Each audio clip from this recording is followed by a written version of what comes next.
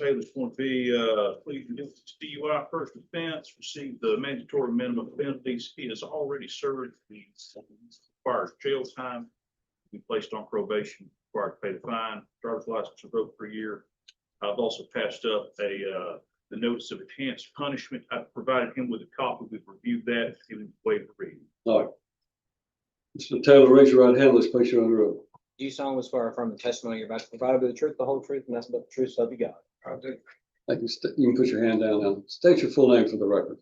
Nathaniel Ryan Taylor. Step up there a little closer. You won't have to bend over. It'll just pick you up as soon as. Nathaniel Ryan Taylor. Mr. Taylor, you're here today charged with driving under the influence of first offense. Do you understand what you're charged with? And have you seen or been shown a copy of those charges? And you and Mr. Clemens talk about the range of punishment you're facing and any possible defenses you might have. Yes, sir. Well, it's indicated that you want to enter a plea of no contest. Do you understand that means you're not going to admit you did anything wrong, but you're not going to contest the state's evidence, and their evidence is what I'm going to use to find you guilty according to this agreement. You understand that? Yes, sir. Do you understand you have the right to plead not guilty and have a speedy and public trial by jury in this court? You understand that if you went to trial, you would have the right to have a lawyer and have one appointed, as we've done with the public defender. Need you to speak up just a little bit because we're recording everything. You don't have to bend over, but just talk a little louder.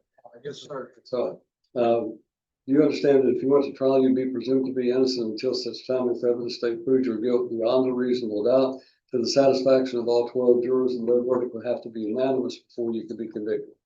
Yes, sir. You understand that at trial, you and Mr. Clemens could confront and cross-examine all the witnesses the state called to testify, and you could bring in your own witnesses by use of a subpoena. Sir. You understand that you would be presumed to be innocent. You would not have to testify or prove anything, and no inference of guilt would arise because you did not testify at your own trial. Sir.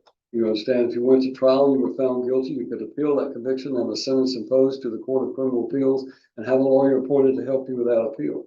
Sir. You understand that by entering this plea of no contest, you're waiving your right to the trial and to the appeal. All I'm going to do is approve what your lawyers worked out. Yes, sir. You understand that's going to result in a conviction, and that conviction is going to be on your record in the future to make more severe the punishment you'll receive if you're ever again convicted of a crime. Yes, sir. As Mr. Clemens stated, I've been handed a document called the Notice of DUI Punishment that can set forth all of the enhancement provisions of the law. In other words, every conviction carries with it the next one being more severe. Yes, sir. Did you go over that, and do you understand all of those terms? Do you have any questions about it? Yes, sir. All right. Do you understand everything that I've explained so far? Yes, sir. You want to plead no contest according to this agreement and waive your right to a trial? Yes. You don't want a trial, you want Yeah. to take this plea, okay. You know.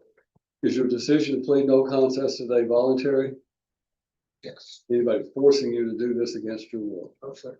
You understand I can't accept your plea unless I'm satisfied there's a factual basis for it and that you are in fact guilty. In other words, I have to have facts to support your finding you guilty. Since you're not admitting anything, somebody's got to tell me what you did for me to find you guilty. You understand that? Yes. All right, so just listen as the state steps up to the microphone or uses the microphone on the desk there to tell me what their evidence would be at trial. Your Honor, if we had taken this to trial, the state would have put on proof that on March 28th of 2024, the defendant was observed traveling on Highway 20 here in Stewart County by then Deputy Park, the Sheriff's Office. He recognized the driver, Your Honor, and knew that he didn't have a valid driver's license, so he conducted a traffic stop. And he made contact with the defendant. The defendant said, I shouldn't be on the road, and the deputy noticed an odor of alcohol, performed field sobriety tests. The defendant performed poorly on those field sobriety tests, such that the deputy thought he was under the influence, arrested him for DUI, and the defendant admitted to having 3 assaults. Right. I'm not asking you to agree with those facts, but do you understand that's what the state's evidence would be if this case went to trial? You still wish to plead no contest? You still want to take this deal? Yes. Are you satisfied with Mr. Clemens' service? Yes. You think he's done a good job representing you confidently? All right. Mr. Clemens, you know of any reason you should not enter this plea? No, Your Honor. All right. Then upon your plea of no contest, Mr. Taylor, I find you guilty, or that you be sentenced to 11 months and 29 days in county jail and will be suspended after you serve It's okay. That will be suspended after you serve 48 hours. You're gonna be on probation, but you're gonna have 48 hours in jail, but you're getting credit for the time that you've already served, which is more than 48 hours. You're ordered to pay a $350 fine at court costs, and your loss of driver's license will be for 1 year. You must complete the DUI school of victim impact training. All right, thank you. Mr. Clemens, when I was practicing, I had a case and Mr. Tomlinson, come on up, please. He had been locked up in another county on some unrelated matters when this case got started. He and I think, are meeting in person for the first time today. He had called me when he got out of jail in the other county.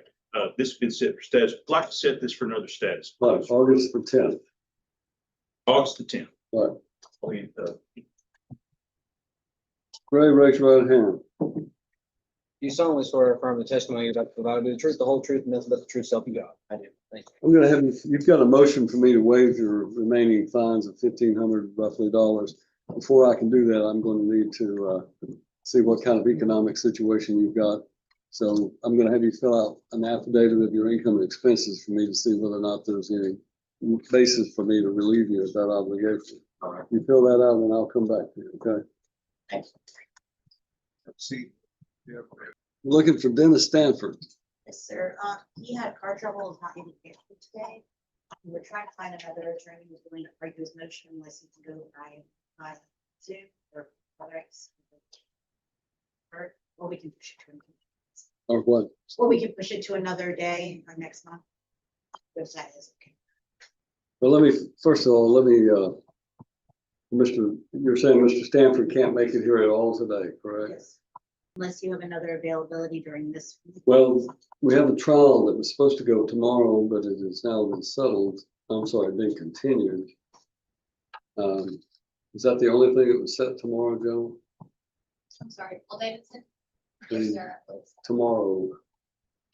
Sir, we have a- Paul Davidson case was set for tomorrow. It got continued. Is that the only thing that was set? Oh, sorry. Who's arguing this motion with Mr.? This is Mr. Nixon. I know I've spoken with her, the state's in the objection to furlough on Mr. Nixon. So, I'll probably get it for yours. I yeah, can do it, Your Honor.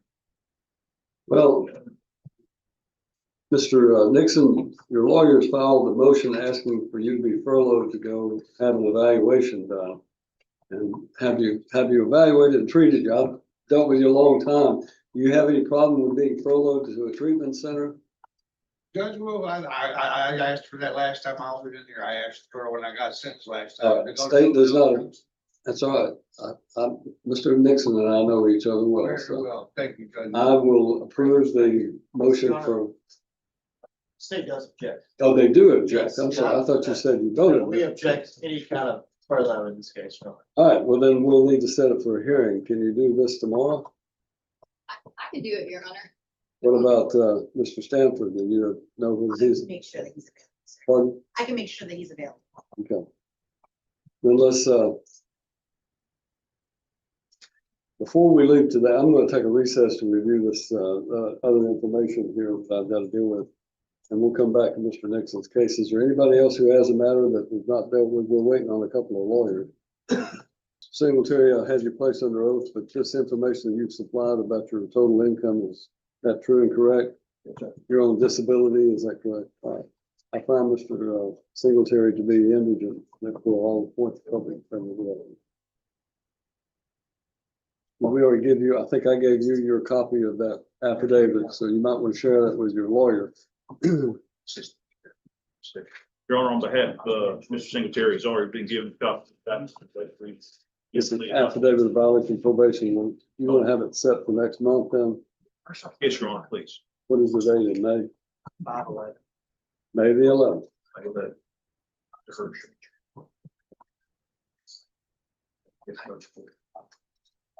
I'm going to take a recess to review the information that the Clemens has provided, as well as some other information. We'll come back to you.